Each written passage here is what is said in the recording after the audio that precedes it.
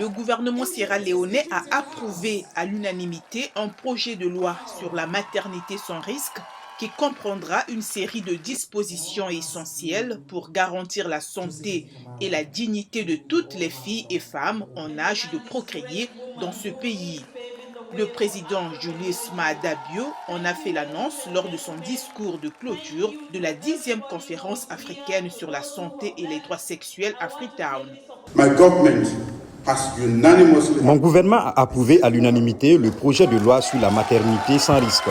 Ce projet de loi comprendra une série de dispositions essentielles pour garantir la santé et la dignité de toutes les filles et femmes en âge de procréer dans ce pays. La loi actuelle sur l'avortement en Sierra Leone date de 1861, un siècle avant l'indépendance du pays.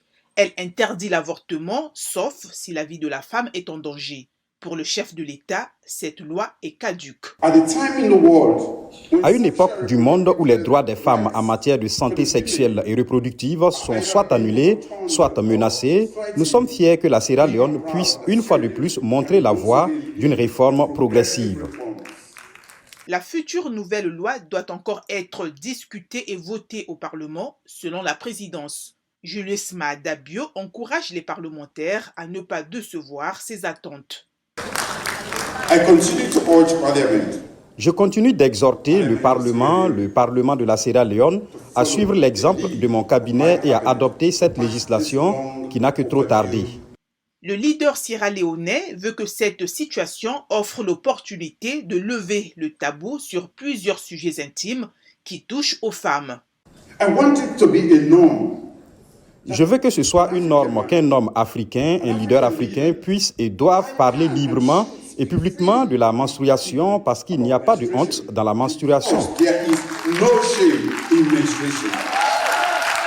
En 2015, le Parlement de la Sierra Leone avait adopté la loi sur l'avortement sécurisé, mais le président de l'époque, Ernest Bai Koroma, avait refusé de la promulguer en raison des pressions de certains groupes religieux. Les autorités sanitaires de Freetown estiment que les avortements à risque causent environ 10% des décès maternels du pays. Le Fonds des Nations Unies pour la population a dénombré 1120 décès maternels pour 100 000 naissances en 2017, l'un des taux les plus élevés au monde.